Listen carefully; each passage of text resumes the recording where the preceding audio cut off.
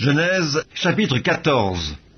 Dans le temps d'Amraphel, roi de Shinéar, d'Arjok, roi d'Élassar, de Kedorlaomer, roi d'Élam, et de Tidéal, roi de Gojim, il arriva qu'ils firent la guerre à Béra, roi de Sodome, à Birsha, roi de Gomorre, à Shinéab, roi d'Amda, à Sheméhéber, roi de Tseboïm, et au roi de Béla, qui est Tsoar.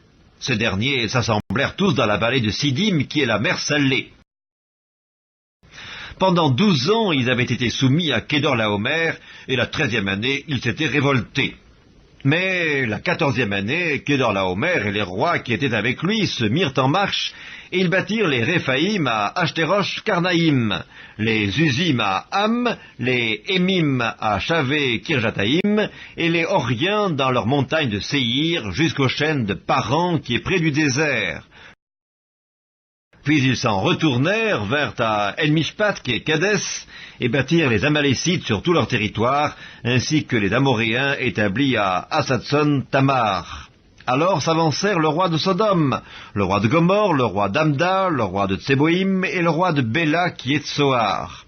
Et ils se rangèrent en bataille contre eux, dans la vallée de Sidim, contre Kedorlaomer, roi d'Élam, Tidéal, roi de Gojim, Amraphel, roi de Shinéar, et Arjok, roi d'Élassar, 4 rois contre 5.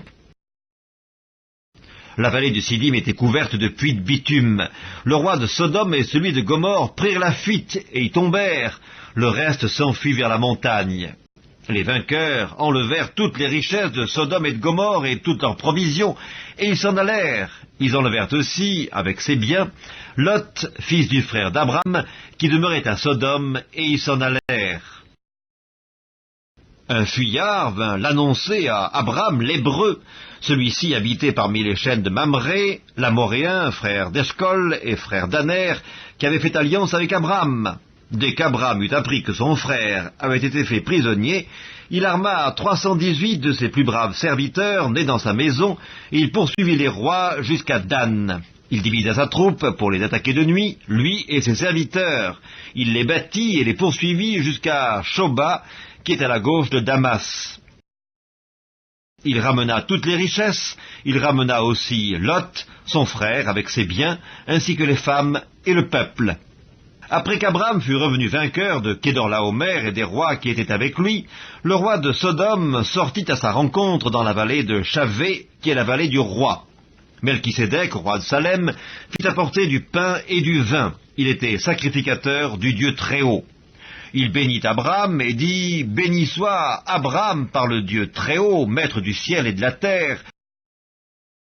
Béni soit le Dieu Très-Haut qui a livré tes ennemis entre tes mains. » Et Abram lui donna la dîme de tout. Le roi de Sodome dit à Abram « Donne-moi les personnes et prends pour toi les richesses. » Abram répondit au roi de Sodome « Je lève la main vers l'Éternel, le Dieu Très-Haut, maître du ciel et de la terre.